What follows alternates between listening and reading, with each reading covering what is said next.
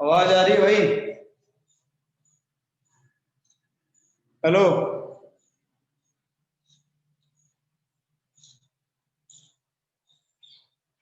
देखो, एक तो हाँ तुम सर। तुम्हारे विजुअल कर लो बेटा, मुझे कम से कम थोड़ा बहुत तो दिखा करो। जन्म, तनु वनु ये सब। तनेश, आज भी दिक्कत है तुझे?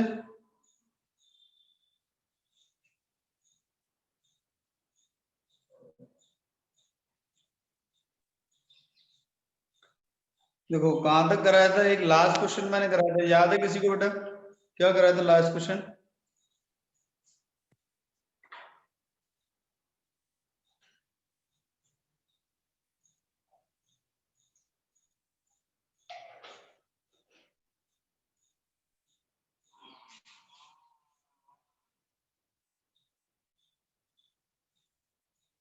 बोलो फटाफट से। चलो नेक्स्ट क्वेश्चन लगाओ। नेक्स्ट क्वेश्चन है आपका a plus B omega plus C omega square divided by b plus C omega plus a omega square plus a plus b omega plus C omega square divided by c plus a omega plus b omega square. ऐसा, ठीक है? ये question है, इसको आपको करना है। Try करोगे या नहीं करा था? पहला क्वेश्चन है, बताओ कैसे करना चाहते हो, जैसे तुम्हारा मन करे। ट्राई करके देखो एक बार खुद से।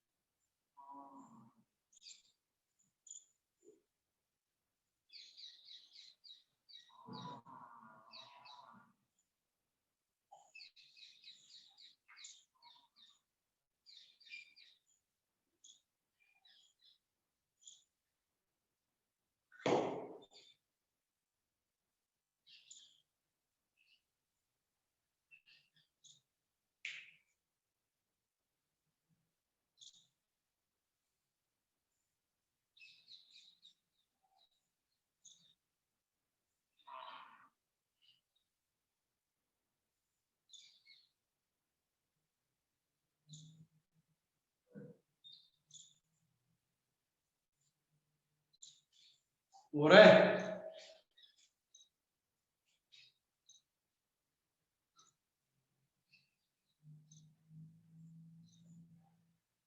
नहीं हो रहा?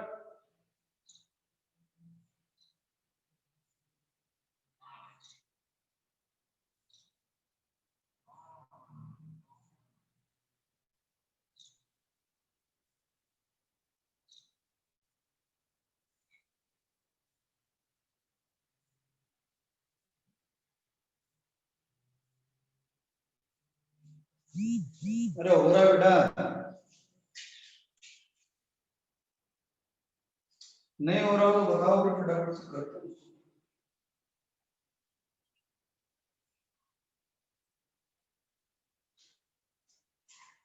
एक काम करते हैं, इसमें जो है ओमेगा से, इसमें जो बेटा ओमेगा से, और इसमें जो ओमेगा इससे मल्टीप्लाई कर देते हैं। कोई फर्क नहीं पड़ेगा भाई। अब मैं क्या कर रहा हूँ, इस ओमेगा को, ये नीचे ओमेगा इसको मैं अंदर लेके जा रहा हूँ, तो ऊपर वाला ओमेगा आपका ऐसे ही रहेगा, a plus B omega plus C omega square divided by इसको मल्टीप्लाई करें तो B omega plus C omega square और इस ओमेगा को अंदर ले गए तो ए ओमेगा क्यूब तो 1 ही हो जाएगा। अब आप देखो ध्यान से ये वाला पार्ट सेम बन गया प्लस ये वाला ओमेगा स्क्वायर हमने रख लिया है, ठीक है। a plus B omega plus C omega square divided by omega square को मल्टीप्लाई सी में करेंगे तो फिर से वही आपका सी ओमेगा स्क्वायर प्लस यहाँ पे a omega into omega square a omega cube बनेगा तो a बन जाएगा आपका प्लस यहाँ बनेगा b omega raise to power 4 तो वो आपको ओमेगा बन जाएगा, ठीक है। ये वाला भी क्या हो जाएगा, सेम हो जाएगा। तो आपका फाइनल मिलेगा ओमेगा प्लस ओमेगा स्क्वायर और बेटा ओमेगा प्लस ओमेगा स्क्वायर का वैल्यू क्या होगा -1। तो यही तुम्हारा -1 ही गया तुम्हारा आंसर। क्यों? क्योंकि 1 प्लस ओमेगा स्क्वायर आपका क्या होता है 0। तो यहाँ से ओमेगा प्लस ओमेगा स्क्वायर का वैल्यू क्या हो जाएगा -1, ठीक है। नेक्स्ट लिखिए, नेक्स्ट क्वेश्चन की तरफ चलते हैं। कुछ नहीं किया है, बस ओमेगा और ओमेगा स्क्वायर को जो है मल्टीप्लाई कर देगा, ठीक है। पहले वाले पार्ट में ओमेगा से और दूसरे वाले पार्ट में भाई ओमेगा स्क्वायर से।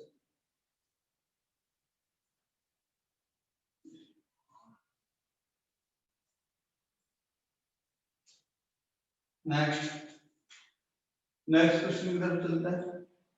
नेक्स्ट है आपका solve the equation x minus 1 the whole cube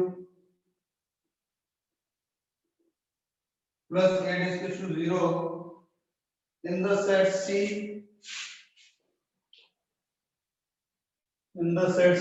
of all complex number in the set C of all complex number। कहने का मतलब क्या है, आपको ये x बताना है, ठीक है।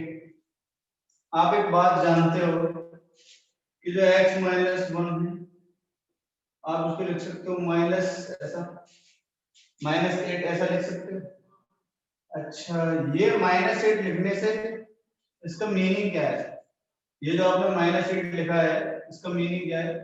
इसका मीनिंग है x minus 1 का होल क्यूब।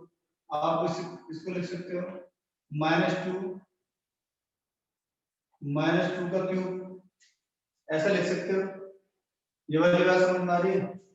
x minus 1 का होल क्यूब ऐसे लिख सकते हो, ठीक है।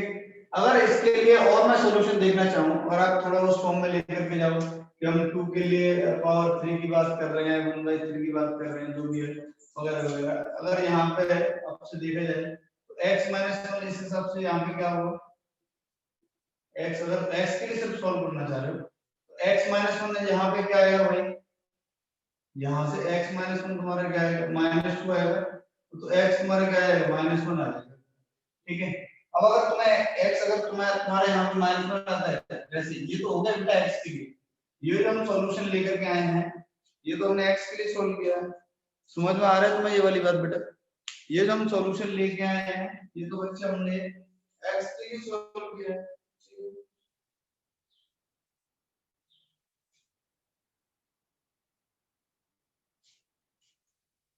अब मैं इसको दूसरे तरीके से सॉल्व करके दिखाता हूँ। देखो अब हम बात कर रहे हैं, ये तो नॉर्मली रियल हो गया, कॉम्प्लेक्स नंबर के फॉर्म में किसके लिए करेंगे। आप देखिए इसी वाले स्टेप को मैं उठा लेता हूँ। अब देखो x minus 1 का whole cube is equal to -8, ये जो पावर 3 में इसको इधर ले जा रहा हूं तो x minus 1 आपका क्या बन जाएगा -8 रेज़ टू पावर 1/3 बनेगा कि नहीं बनेगा। यहां से मैंने क्या किया, एक 2 आपने बाहर निकाल लिया, x minus 1 आपका क्या आएगा 2 into -1 रेज़ टू पावर 1/3 ऐसा। तो यानी कि -1 का तो आपको पता ही है, तो x minus 1 जो है 2 into, अब आप इसके तो क्यूब रूट ऑफ यूनिट जानते हो -1 के तो -1 माइनस ओमेगा और माइनस ओमेगा स्क्वायर ऐसा। x -1 में आप क्या 2 को मल्टीप्लाई तो -2 ओमेगा और -2 ओमेगा स्क्वायर ऐसा। x आपका क्या हो जाएगा -2 + 1 आपका -1 आएगा, ये हो जाएगा आपका 1 माइनस 2 ओमेगा, और बेटा माइनस में इधर आ जाएगा तो 1 माइनस 2 ओमेगा स्क्वायर।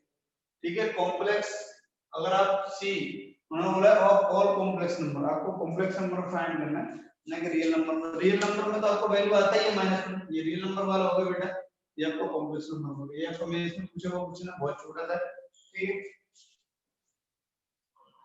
नेक्स्ट आगे चलते हैं फटाफट से।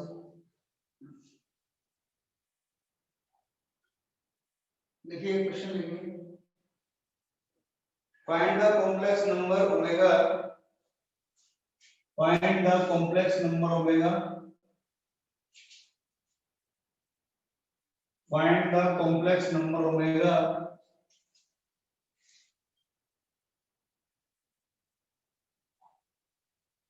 find the complex number omega satisfying the equation, satisfying the equation z cube is equal to 8 iota, z cube is equal to 8 iota, and lying in the second quadrant, and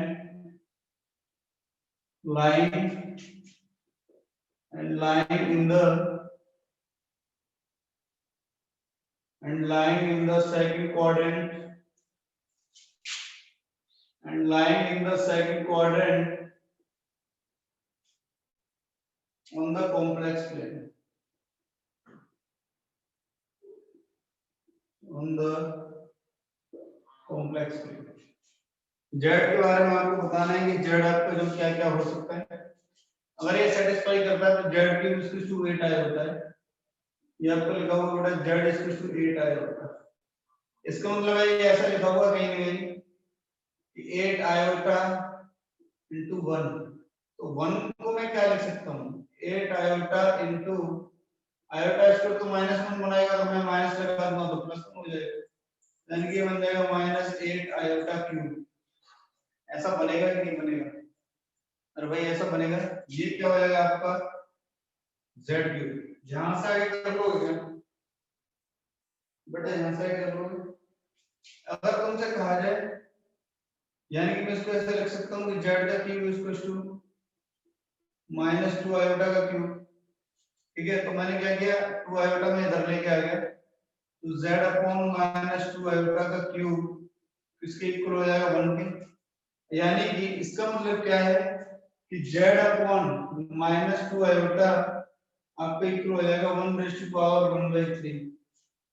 z upon -2 iota equal हो जाएगा 1 raise to power 1/3। इसके cube root of unity तो तुम्हें पता ही है, तो z upon -2 iota ऐसा पड़े किसके इक्वल होगा 1 ओमेगा और ओमेगा स्क्वायर। एक एक करके ये मैंने एक साथ लिख दिया कॉमन लगा के, -2 आयोटा का मल्टीप्लाई कर दो तो z आपका क्या बन जाएगा, पहले वाले के लिए -2 आयोटा, -2 आयोटा का मल्टीप्लाई ओमेगा होगा तो -2 आयोटा ओमेगा, और -2 आयोटा मल्टीप्लाई में हो तो -2 आयोटा ओमेगा स्क्वायर। यही आपके जेड के क्या है आंसर है। समझ में आ रहा है? पहले बेटा उसको क्यूबिक फॉर्म में लेकर के जाओ, क्यूबिक फॉर्म में लेके जाने के बाद आप जो है क्यूब रूट ऑफ यूनिटी या क्यूब रूट ऑफ -1 का जो है कंसेप्ट लगा सकते हो बहुत आसानी से। ठीक है, कोई दिक्कत किसी भी बच्चे को यहां तक, कोई भी दिक्कत है बेटा किसी भी बच्चे को?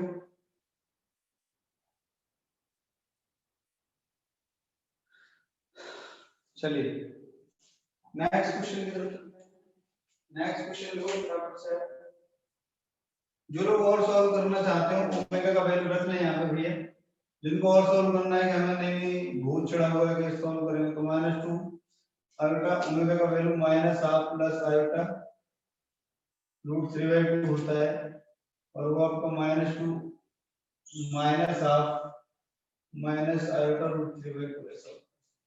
ठीक है, एक वैल्यू ये हो गया, इसको आप मल्टीप्लाई कर सकते हो और -2 आयोटा को इसमें मल्टीप्लाई, तो तुम्हारे ऊपर डिपेंड करता है कि आप ओमेगा और ओमेगा स्क्वायर का वैल्यू रखना चाहो तो आप रख सकते हो, नहीं तो ऐसे भी छोड़ सकते हो, कोई बहुत बड़ी बात नहीं, that is up to you.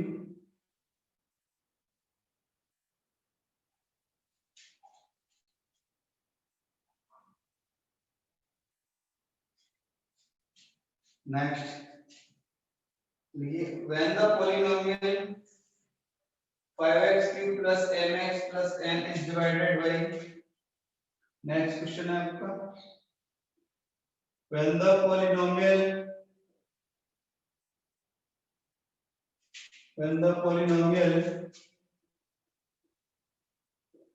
5x cube plus mx plus n and is divided by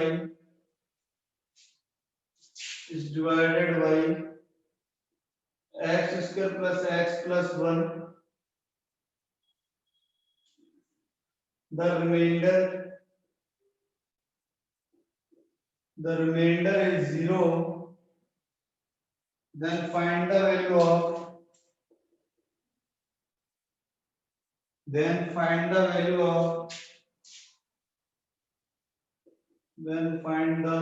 of capital M plus n. Then find the value of capital M plus n. देखिए, अगर किसी पॉलिनोमियल को हम ये क्यूबिक पॉलिनोमियल है आपका बेटा, ठीक है, ये आपका क्वाड्रेटिक है। अगर हम क्यूबिक को क्वाड्रेटिक से डिवाइड करेंगे तो हमारा रिमाइंडर क्या आ रहा है, 0 आ रहा है, ऐसा इसने बोला है। Then find the value of m plus n, ठीक है, यानी कि ये इसका एक फैक्टर है, x plus x plus 1 इसका एक फैक्टर है, तो डिवाइड हो रहा है कि रिमाइंडर क्या है, 0 है। तो यानी कि आपको जो fx है वो है आपका 5x cube plus capital mx plus n, ऐसा। gx यानी कि डिवाइड किससे हो रहा है भाई, x square plus x plus 1 से। इसके दो रूट मैंने कल जो बताए थे, एक ओमेगा और एक ओमेगा स्क्वायर, है ना, मैंने ऐसा बोला था। इसका मतलब क्या है, तुम इसको ऐसे लिख सकते हो x minus omega into x minus omega square, इसको लिख। इसका मतलब क्या है कि ये ओमेगा से भी डिवाइड होना चाहिए और ओमेगा स्क्वायर से भी डिवाइड होना चाहिए, दोनों से भाई, किससे डिवाइड होना मतलब कि इसके दोनों रूट से डिवाइड होना चाहिए। यानी कि f ऑफ ओमेगा, जहां जहां x है वहां ओमेगा रख दिए, f ऑफ ओमेगा क्या होगा, 5 omega cube plus m omega plus n इसको 0, भाई इससे डिवाइड करने में क्या है, 0 आना चाहिए तुम्हारा, ठीक है। नेक्स्ट ओमेगा क्यूब तुम्हारा 1 बन जाएगा। नेक्स्ट दूसरा है तुम्हारा इक्वेशन 1 मान लेते इसको, f ऑफ ओमेगा स्क्वायर, उस केस में क्या आएगा, 5 ओमेगा रेज़ टू पावर 6 ऐसा plus m omega square plus n, ठीक है, ये सेकंड होगा। ओमेगा रेज़ टू पावर 6 जब आपको 1 होता है, 1 और सेकंड को हम क्या करते हैं, माइनस कर देते हैं, ठीक है, फर्स्ट और सेकंड को बेटा क्या करें, माइनस कर देते हैं। तो फर्स्ट वाला आपका है 5 plus m omega plus capital n is to 0, और सेकंड वाला जो है आपका 5 plus m omega square plus capital n is to 0, ठीक है। ये आपका फर्स्ट हो जाएगा, सेकंड है माइनस माइनस माइनस 5 से 5 कैंसिल आउट, n से n कैंसिल आउट, ठीक है। आपका जो है यहां से आपका क्या बनेगा, कैपिटल ये बन जाएगा आपका m omega minus m omega square equal to 0, ऐसा बन जाएगा तुम्हारा। आपने जो है m omega minus omega square equal to 0, तो ये तो 0 होगा नहीं, m को 0 होना पड़ेगा, तो आपका m बच्चा यहां से क्या आ जाएगा, 0। अगर आपका m 0 है तो यहाँ m 0 रखेंगे तो n आपका यहां से क्या आ जाएगा बेटा, -5, ठीक है। अगर m 0 है, n -5 है, फाइंड क्या करना है आपको, m plus n, but m plus n दोनों का सम क्या आ जाएगा, माइनस, और -5 भी बेटा तुम्हारा क्या होगा, आंसर होगा, ठीक है। तो कल जो मैंने एक कंसेप्ट में बताया था कि x square plus x plus 1 के रूट जो है ओमेगा और ओमेगा स्क्वायर होते हैं, वो देखो आज काम आ गया, है ना। तो ऐसे कई सारे क्वेश्चन जो है बनते रहेंगे, ठीक है, बिगड़ते रहेंगे, लेकिन आपको उन्हीं बातों पर ध्यान देना है जिससे आपको क्वेश्चन बन रहा हो। तनेश, वीडियो विजुअल करके पढ़ने में दिक्कत है तेरे को,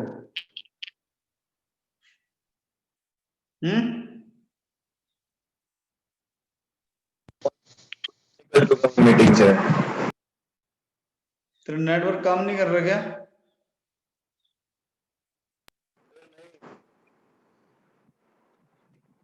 मैं मीटिंग से बाहर रखे। तेरी वॉइस भी नहीं आ रही है भाई।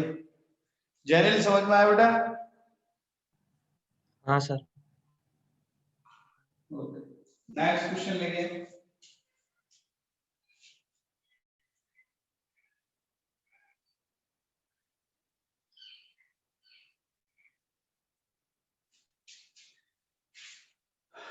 नेक्स्ट क्वेश्चन की तरफ चलते हैं।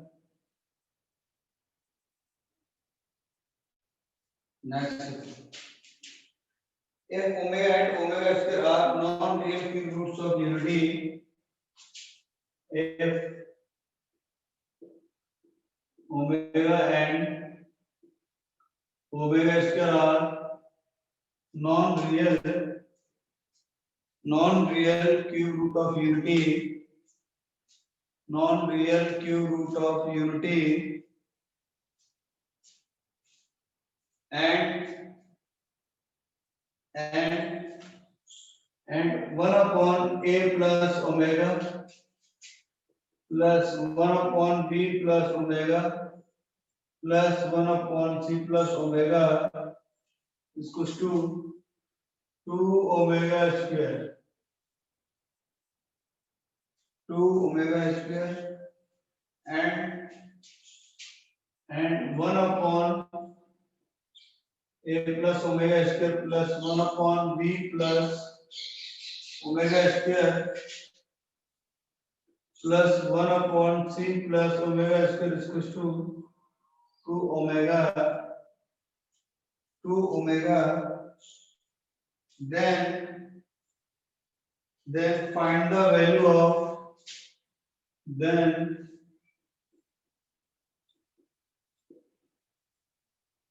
find the value of 1 upon a plus 1, 1 upon b plus 1 plus 1 upon c plus 1।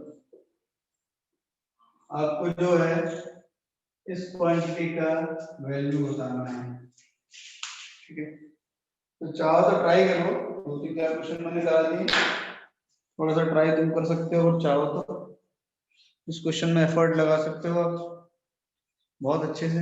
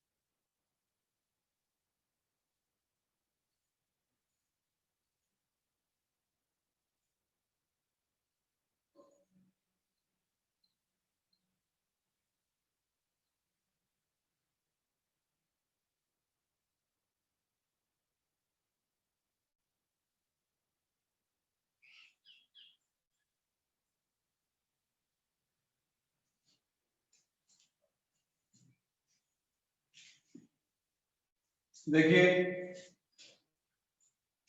अगर मैं इसको दोबारा नहीं लिखना चाहता, ये जो आपका फर्स्ट वाला है, अगर मैं इसको ओमेगा से ऊपर नीचे मल्टीप्लाई कर दूं तो ये omega into omega square omega cube बनेगा, तो ये वैल्यू 1 हो जाएगा। अब आपके लिए देखना आसान हो जाएगा। देखिए 1 upon a plus omega plus 1 upon b plus omega plus 1 upon c plus omega equals to 2 upon omega. तो ये कहीं ना कहीं एक इक्वेशन मेरे दिमाग में है जिसको सेटिस्फाई कर रहा है, लेकिन हम इससे अभी नहीं कह सकते हैं। सेकंड वाले को देख लेते हैं। अगर मैं ओमेगा स्क्वायर को ऊपर और नीचे मल्टीप्लाई कर दूं, से इसमें यहां पे ऊपर बनेगा ओमेगा क्यूब, तो ये तो 1 हो जाएगा, ये बनेगा 2 अपॉन ओमेगा स्क्वायर। अब देखिए किस तरीके से बना हुआ है, 1/a plus omega square plus 1/b plus omega square plus 1/c plus omega square equals to 2/ओमेगा स्क्वायर। यानी कि कोई एक ऐसा इक्वेशन है जहां पे पहले ओमेगा लिखा है तो ये वाला जनरेट हो गया इक्वेशन, ये ओमेगा स्क्वायर ओमेगा की जगह पे ओमेगा स्क्वायर रखा है तो ये वाला जनरेट हो गया। यानी कैसा क्या इक्वेशन है, यानी कहीं न कहीं वो पार्ट जो है मैं इन दोनों से लिख सकता हूं कि 1/a plus x plus 1/b plus x plus 1/c plus x equals to 2/x। मैंने मान लिया कि एक ऐसा ये वाला इक्वेशन है जिसमें भाई जब आप ओमेगा रखोगे तो ये वाला फोटो बन जाएगा, ओमेगा स्क्वायर रखोगे तो सेकंड वाला फोटो बन जाएगा, बिल्कुल बन जाएगा। ठीक है, अब हमें क्या चाहिए, +1 +1 प्लस 1। तो ये जो हमारे पास जनरल इक्वेशन आया है इसको मैंने थर्ड मान लिया। आपको ऐसा फोटो चाहिए तो x क्या दोनों रखो, तो लिखो यहाँ पे फोटो x इक्वल्स टू 1, अगर आप यहाँ पे x1 डालते हो तो बनेगा 1/a plus 1 plus 1/b plus 1 plus 1/c plus 1 equals to 2/1। तो 2/1 यही आपका क्या है, ये वाला पूछा था आपसे और इसका वैल्यू बेटा क्या हो जाएगा, ये 2/1 यानी कि 2 ही इसका आंसर है। तो हमें सिर्फ इसमें जनरलाइज करना था, देखना था कि ऐसा कुछ ना कुछ तो बन रहा है हमारा। ठीक है, जनरल समझ में आया बच्चा? हाँ सर। ओके चलिए, तो कुछ हम ज्योमेट्री की बात करते हैं। ठीक है, लिखिए नेक्स्ट टाइटल आपको geometry with complex. Next title आप लिखिए geometry with complex number.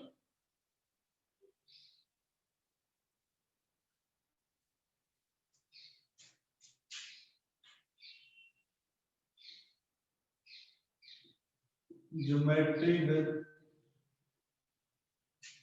Complex number.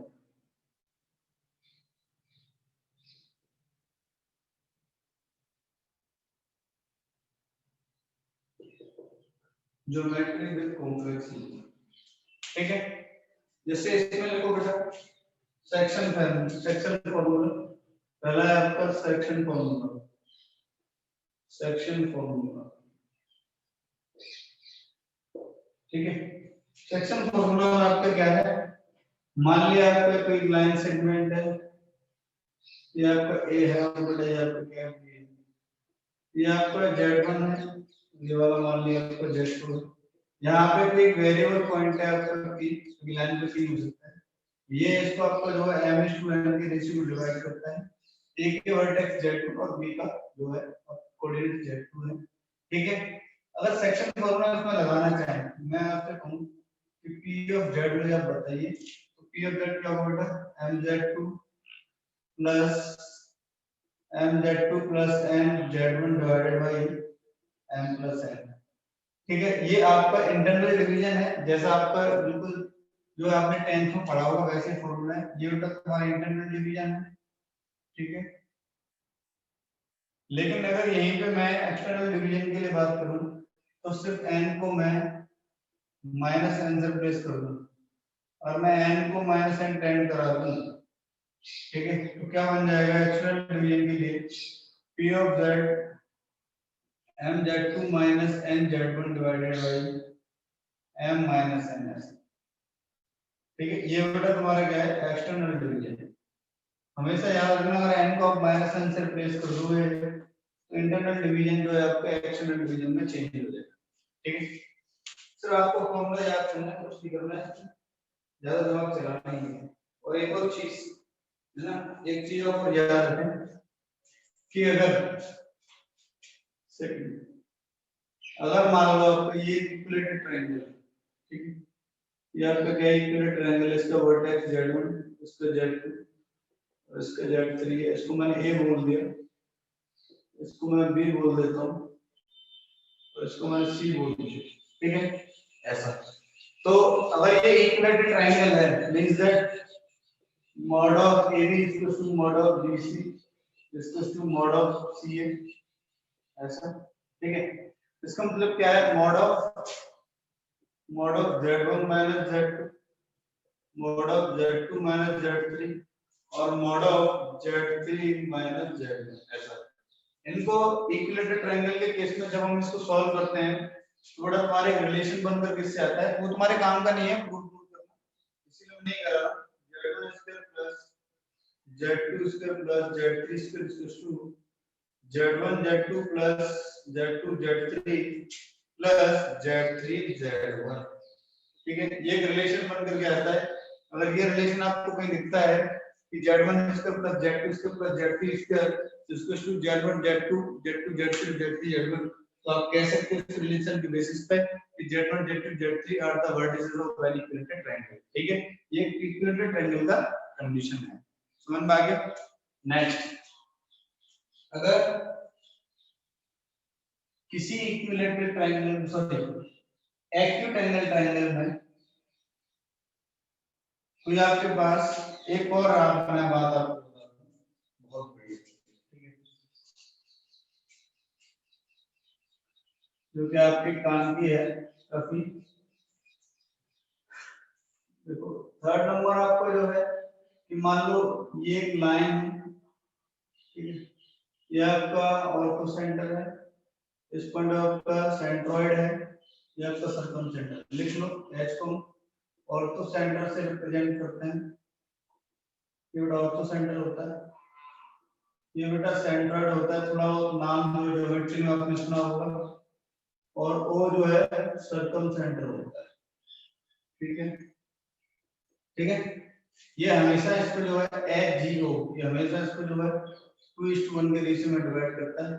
अगर आप देखो तो H G is to O G आपका 2:1 होगा हमेशा, ये हमेशा होगा।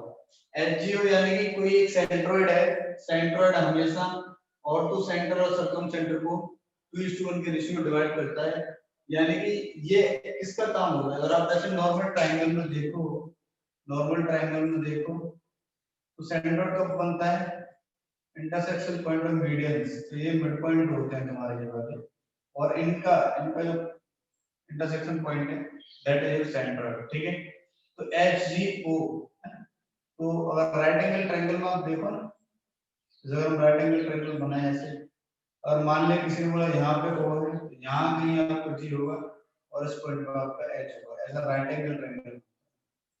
ठीक है, और ये रेशियो जो होता है 2:1 होता है, तो ये इनके लिए कह सकते हो आप मिड पॉइंट होता है, इसलिए मीडियन का काम करता है।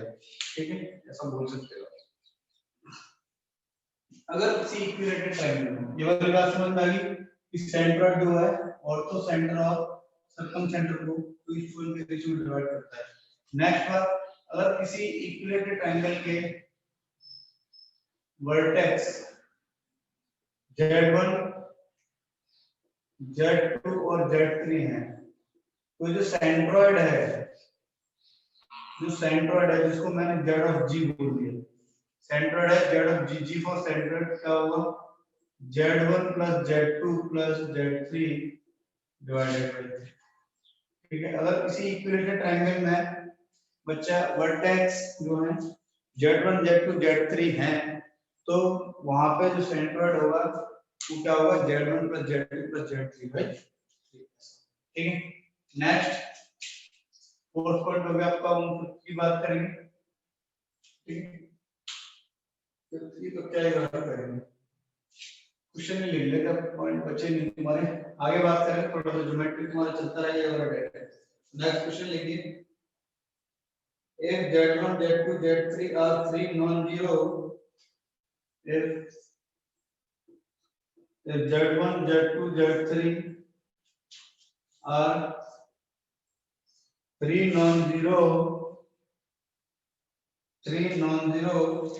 complex number, three non-zero complex number such that three non-zero complex number such that z3 is equals to 1 minus lambda into z1 plus lambda into z2, where lambda is equals to, where lambda belongs to r minus 0, where lambda belongs to r minus 0, then prove that then prove that z1 z2 comma z3 are collinear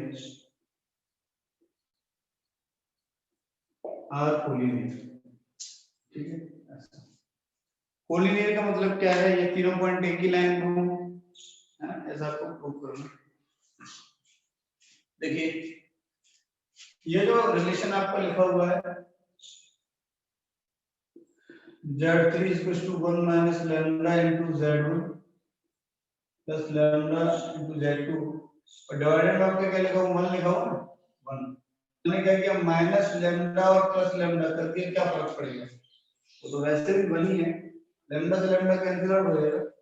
लेकिन इसका मतलब क्या, ये क्या लिखा हुआ है, z3 equals to lambda z2 plus 1 minus lambda into z1 divided by lambda plus 1 minus lambda. m और 1 माइनस लैम्डा किसको रिप्रेजेंट कर रहा है, n को, m और ये n देखा, mz2 plus mz1 divided by m plus n। कहने का क्या मतलब है, ये जो पॉइंट है आपका z3, यानी कि मैं ऐसे डायग्राम बना देता हूं, यहाँ पे आपका z1 यानी कि ये पॉइंट है आपका z3 जो कि इसको lambda is to 1 minus lambda के रेशियो में डिवाइड कर रहा है, यानी कि तभी तो ऐसा बनेगा, ये सेक्शन फॉर्मूला बन गया हमारा, ठीक है। तो लिख लो आप z3 divides z1 z2 and z2 in the ratio lambda is to 1 minus lambda, hence z1 z2 z3 are collinear। एक ही लाइन पे बेटा पॉइंट होंगे तभी तो वो कोलिनियर हो पाएंगे, जब वो उन्हें डिवाइड करेगा। ये वाली बात समझ में आ रही है बच्चा, है ना। जब बेटा कोई पॉइंट उस लाइन पे होगा ही नहीं तो कहां से बेटा उसको डिवाइड कर पाएगा। ओके, नेक्स्ट क्वेश्चन की तरफ चलते हैं। नेक्स्ट ये late z1 z2 z3 let z1 z2 z3 are three non-zero complex number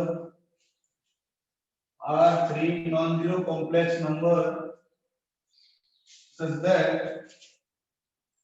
a plus b plus c is equal to 0, such that a plus b plus c is equal to 0 and a z1 plus b z2 and a z1 plus b z2 plus c z3 is equal to 0 plus c z3 is equal to 0, then prove that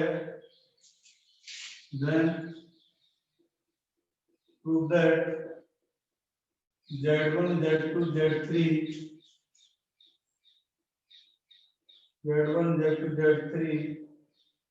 are collinear। ये question भी वैसे ही है जैसा अभी हमने पिछला question किया है, बिल्कुल ऐसे ही आप चाहो तो ट्राई कर सकते हो।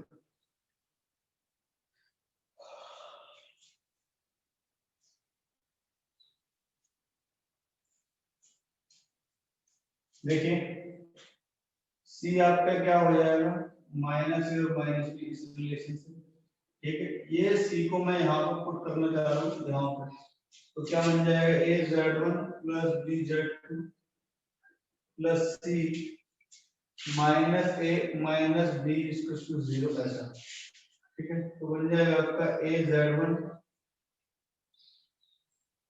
c की जगह रख देना z3 लिख दो यहाँ पे plus b z2 minus a z3 और minus b z3 equal to 0 ऐसा।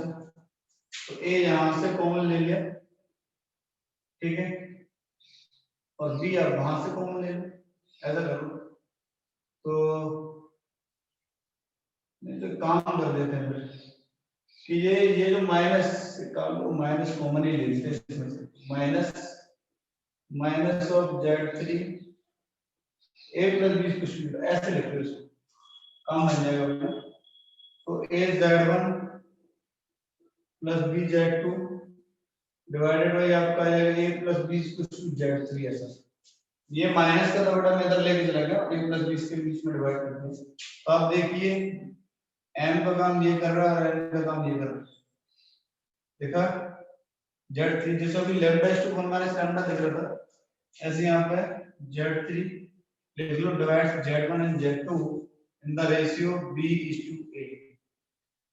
स्टार्ट कहां से होगा, जहां Z2 में जिसका मल्टीप्लिकेशन हो रहा हो वहां से स्टार्ट होगा, तो B:A।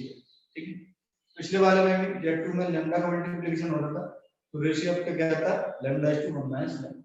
ठीक है, अगर ये इसको डिवाइड कर रहा है इस रेशियो में, इसका मतलब Z3 भी कहीं ना कहीं लाइन पे है, hence prove Z1 Z2 Z3 है। Okay,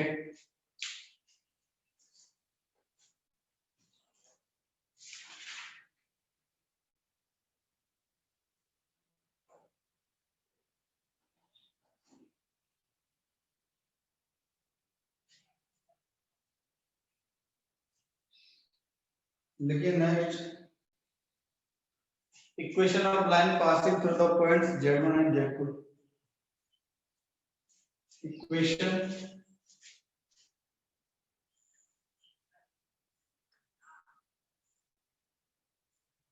of line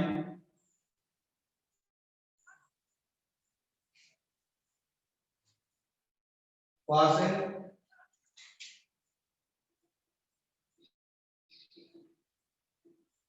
equation of line passing through the points Z1 and Z2।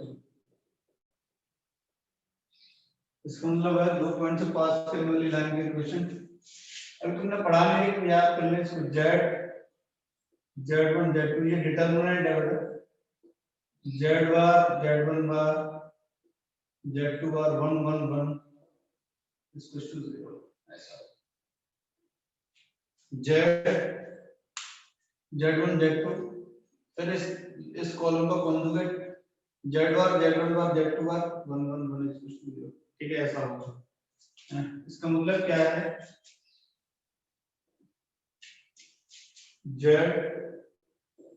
Z1 and Z2 are collinear,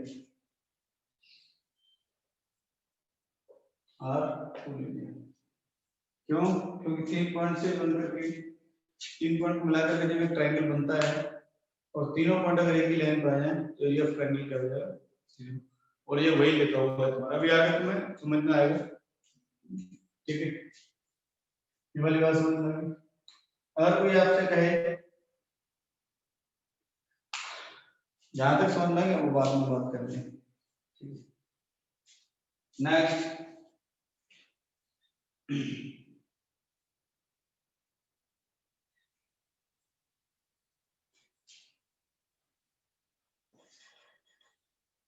देखो, if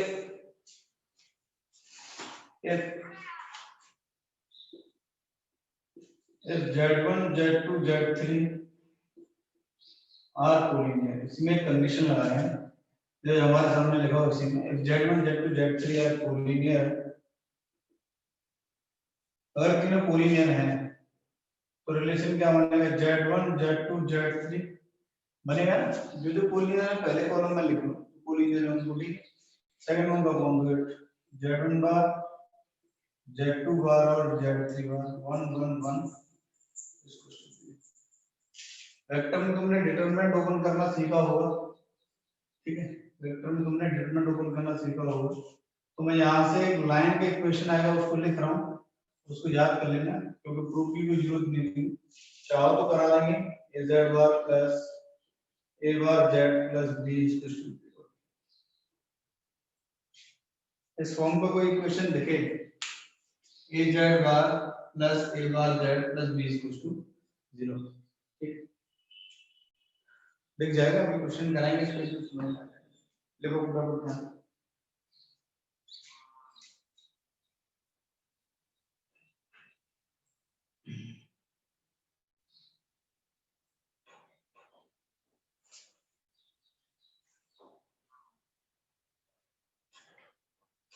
नेक्स्ट होगा इक्वेशन ऑफ सर्कल। नेक्स्ट आप लिखिए इक्वेशन ऑफ सर्कल।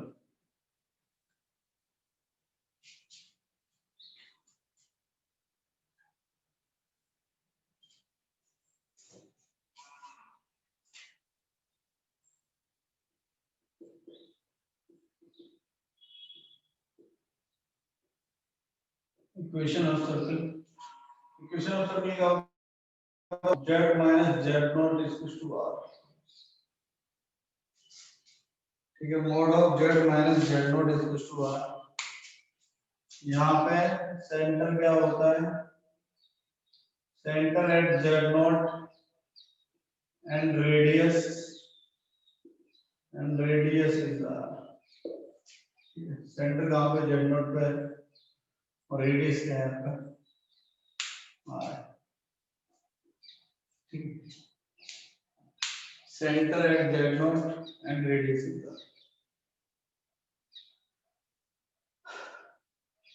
इसका general form जो है, इसका मतलब जनरल फॉर्म जो है, जैसे आप देखना चाहोगे इसका जनरल फॉर्म क्या होगा, इसका जनरल फॉर्म वो ऐसा होता है z into z bar plus a bar z plus a bar z plus a z bar plus b is equal to 0। अब ऐसा समझ सकते हो कि यहाँ तक जो है इक्वेशन ऑफ लाइन की इक्वेशन लिखा हुआ उसमें z z बार ऐड कर दिया है, वही आपके क्या हो जाएगा, ये जनरल फॉर्म है। ठीक है, this is the general form of circle. ये आपका सर्कल का बेटा जनरल फॉर्म। ये प्योरली ज्योमेट्री चल रहा है, कोऑर्डिनेट ज्योमेट्री। अभी आपने पढ़ा नहीं है लेकिन आपकी समझ में आएगा, नो डाउट है ना, क्वेश्चन बनते हैं इससे। लेकिन ये बहुत इंपॉर्टेंट एस्पेक्ट है, this is the standard form.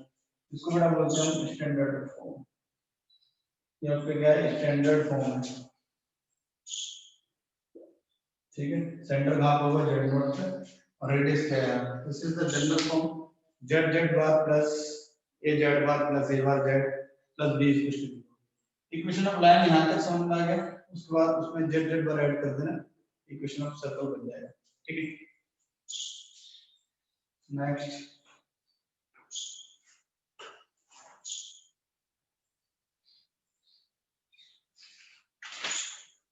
Proof कराने की कोई जरूरत नहीं है, नहीं तो प्रूफ भी करा देंगे।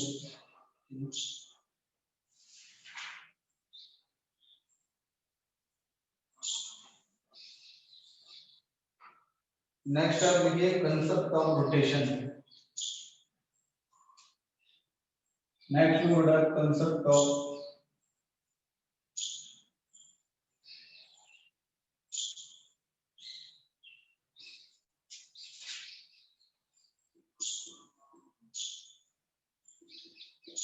concept of rotation।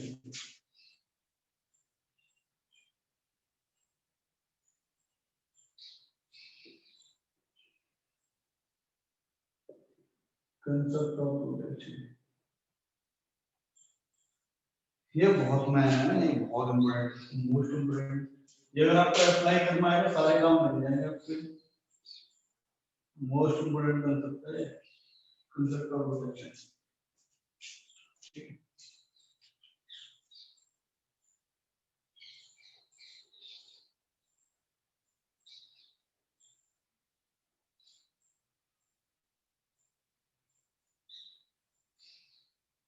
जैसे मान लो, लिखो फटाफट से, if z and if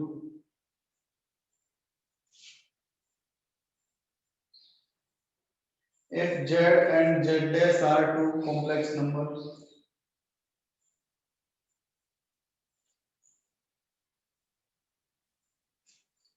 if z and z dash are two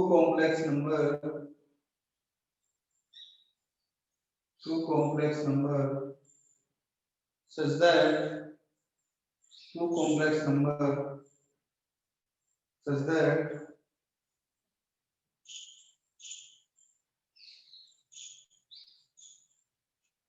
अगर मैं एक डायग्राम बना देता हूँ उससे समझाने की कोशिश करता हूँ। ये आपके कॉम्प्लेक्स नंबर है जो कि आपका z डैश है, ये एंगल आपका बन रहा है थीटा डैश। ठीक है, इसका जो आर्गुमेंट है z डैश का थीटा डैश है। एक और आपका कॉम्प्लेक्स नंबर है जो कि आपका z है, ठीक है। और यहाँ से यहाँ तक पॉजिटिव एक्स एक्सिस से यहाँ तक एंगल आपका थीटा बनता है। ये पूरा एंगल आपका थीटा ये वाला। ये बीच के एंगल आपको नहीं पता है, इन दोनों के बीच में जो एंगल है इसको थोड़ी देर के लिए मैंने अल्फा मान लिया, इसको बेटा थोड़ी देर के लिए क्या मान लिया, अल्फा मान लिया। तो ये जो जेड डैश है इसको मैं कितना रोटेट कराऊं कि ये जो जेड के पास पहुंच जाए, ये जेड वाली लाइन पे पहुंच जाए, इसके अराउंड पहुंच जाए, ठीक है। कितना रोटेट कराऊंगा वो बता सकता है? मैं जेड डैश को बेटा कितना घुमाऊं कि जेड के पास पहुंच जाए। बेटा जेड डैश को मैं कितना रोटेट कराऊं कि जेड के पास पहुंच जाए, कोई बोलेगा?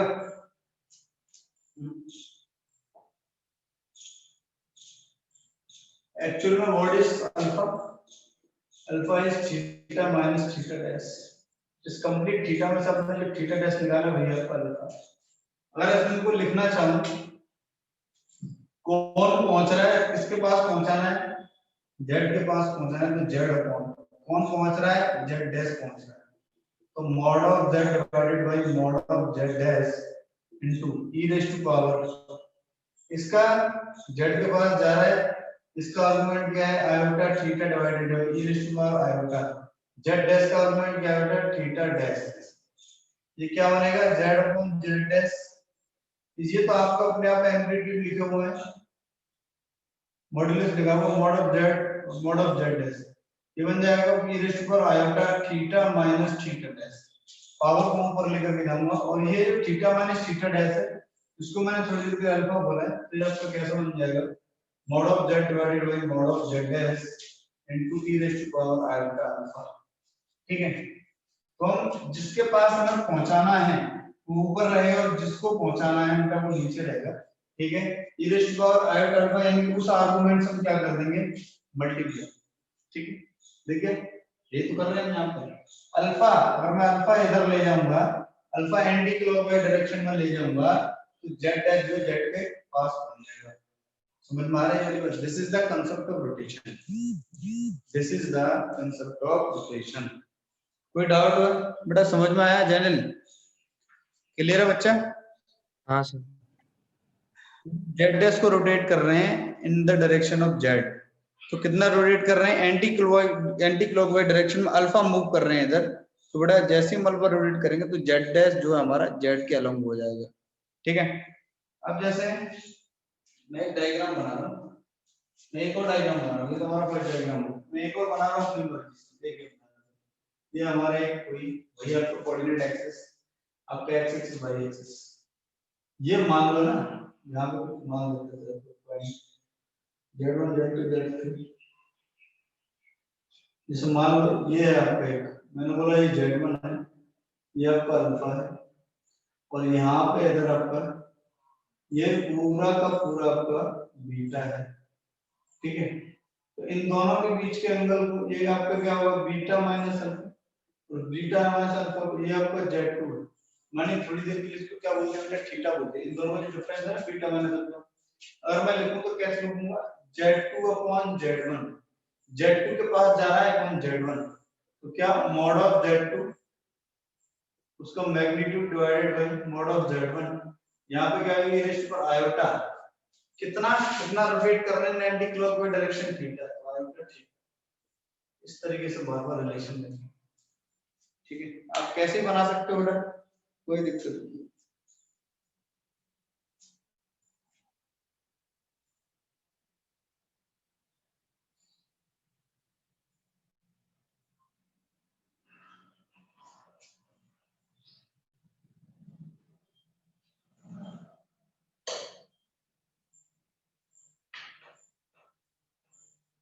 लिखिए क्वेश्चन, लिखिए फटाफट से।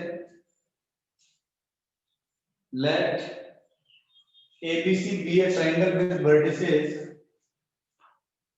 let ABC be a triangle, let ABC be a triangle with vertices,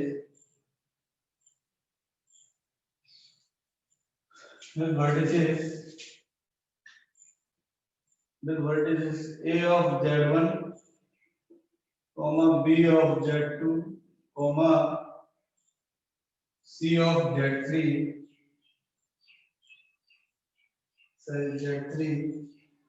such that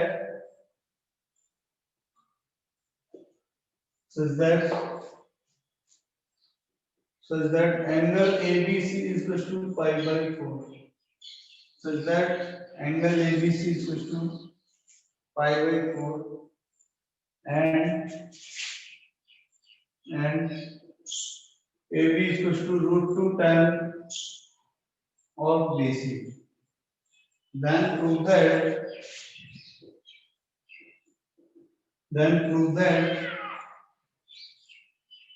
Z2 is equal to Z3 plus iota Z1 minus Z3. Z2 is equal to Z3 plus iota Z1 minus Z3. ऐसा आपको prove करना है।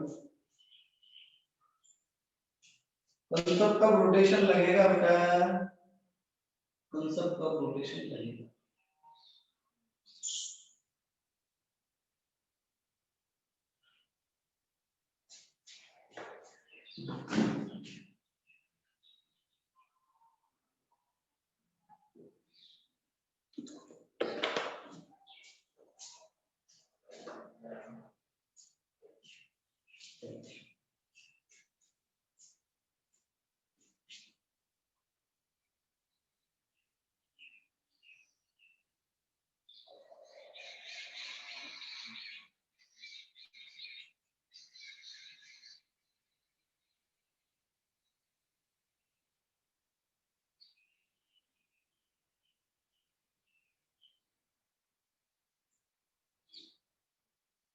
करो भाई, try करो।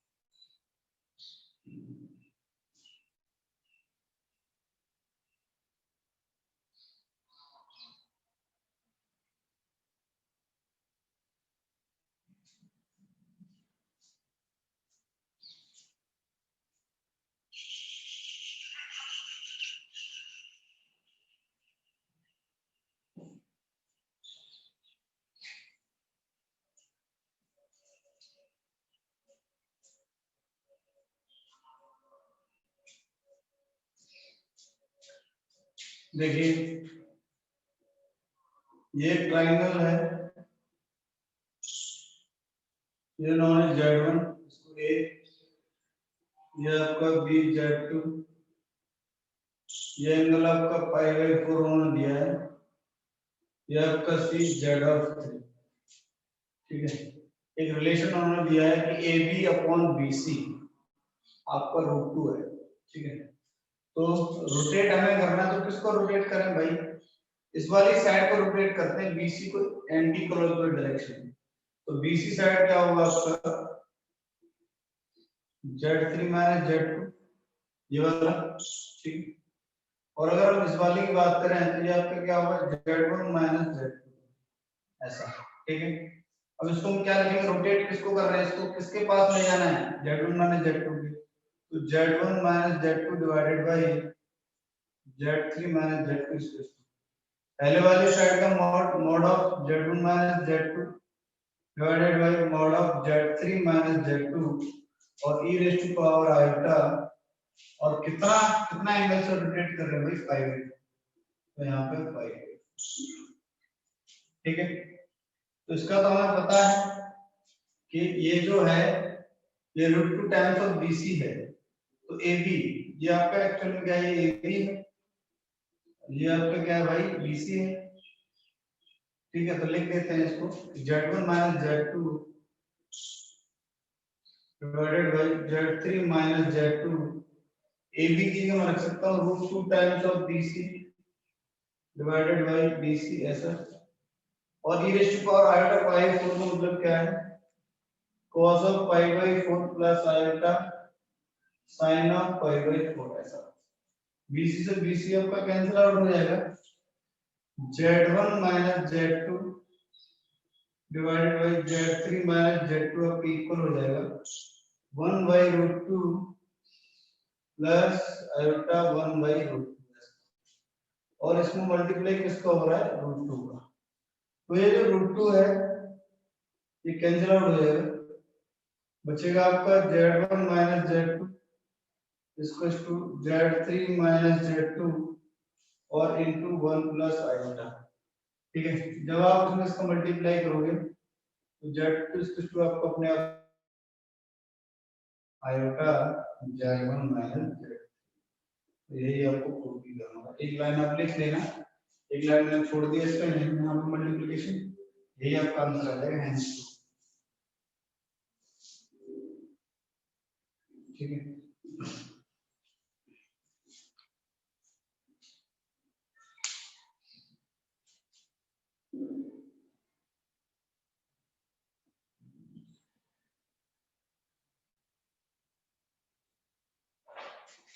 कोई दिक्कत है, समझ में आया बेटा जैनिल? हाँ सर। ओके,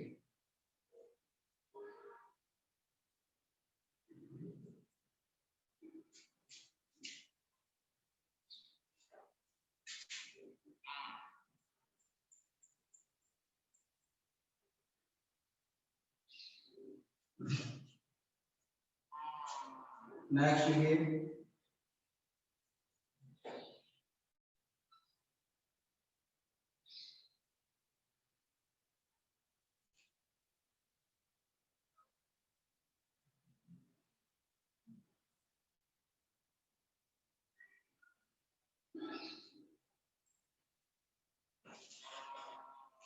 देखिए z1 and z2 are the roots of, next question note करो, z1 and z2 are the roots of, are the roots of 3z square plus 3z 3z square plus 3z plus b is equals to 0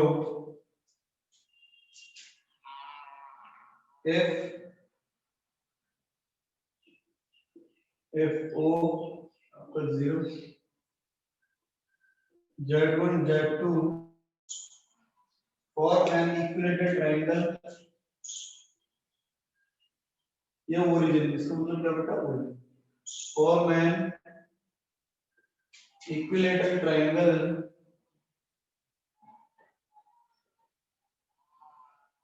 equilateral triangle, then find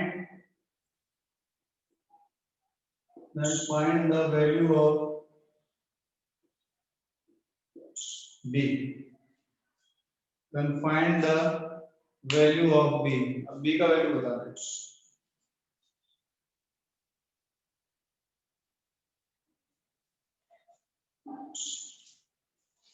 बहुत अच्छा question है, काफी अच्छा question, अगर आपसे हो पाए तो ट्राई करिए।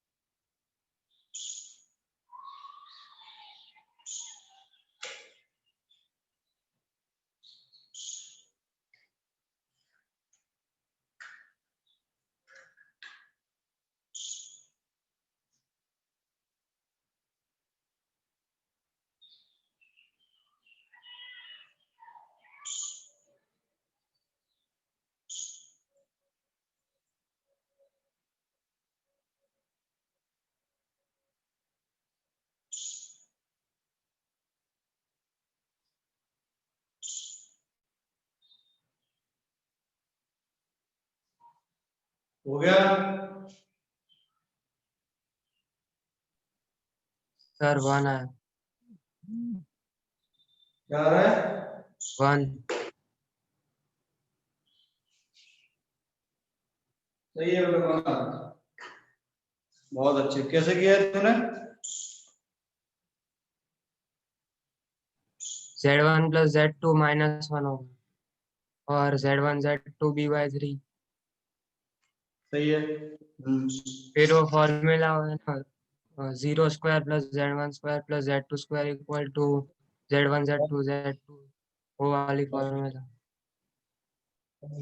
आप देखिए पहले वाले अगर हम इसको देखें इसको अगर हम देखें तो यहाँ से हमें पता चल रहा है कि Z1 प्लस Z2 का जो वैल्यू है वो क्या है -3/3 यानी कि -1 और Z1 Z2 का जो वैल्यू है वो आपको आएगा constant term divided by coefficient of Z2 तो b/3 इसको सेकंड मान लो ठीक है।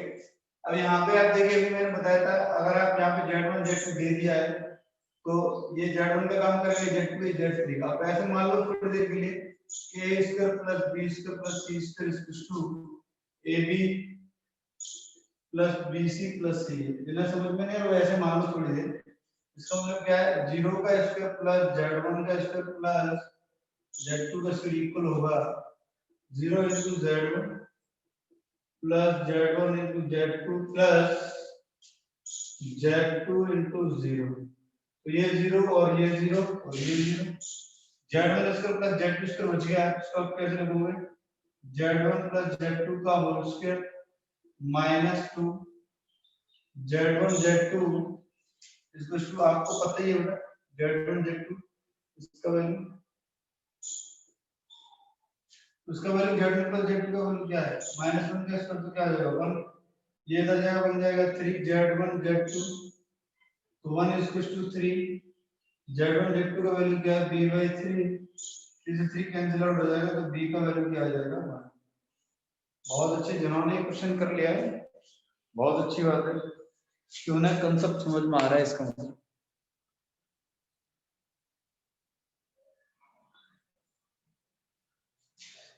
वेरी गुड नेक्स्ट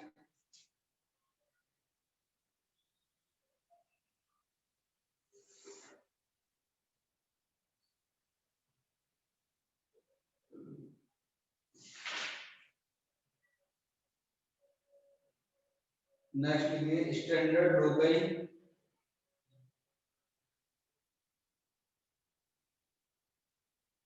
स्टैंडर्ड हो गई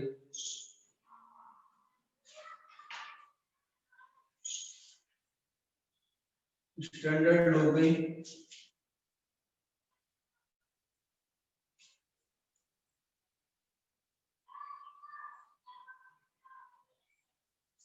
in the Argand plane local यानी लोकस की बात कर रहे हैं टाइटल आपका स्टैंडर्ड लोकल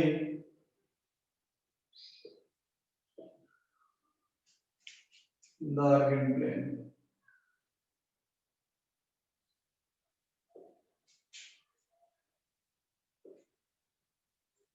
ठीक है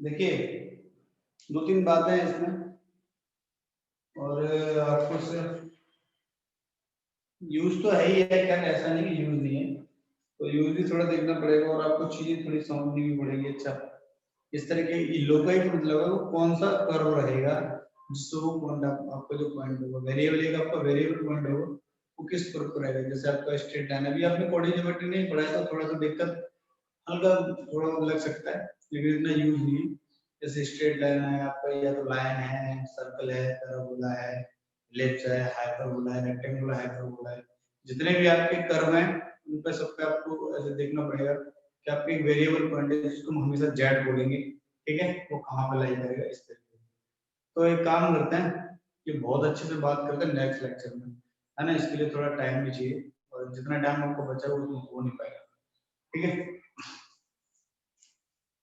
थोड़ा बेटर यही है कि हम जो नेक्स्ट लेक्चर में बात करें।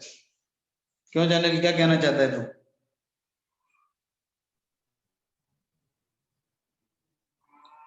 चलेगा। पढ़ा दें या मतलब बंद कर दें? पढ़ा लो। नहीं नहीं, तेरी बात मैं सुनूंगा नहीं ना, क्योंकि पूरा टाइम चाहिए इसके लिए, है ना। तो चलो बेटा, आज के लिए इतना ही रखते हैं ना, ये एक नया टॉपिक है, इसके लिए थोड़ा टाइम भी चाहिए। आपके 2 टॉपिक बचे हुए हैं, उन्हें हम नेक्स्ट लेक्चर में कवर कर लेंगे, ठीक है, और हमारा नेक्स्ट लेक्चर में खत्म कर। चलो, okay, tata, bye bye. Thank you, sir.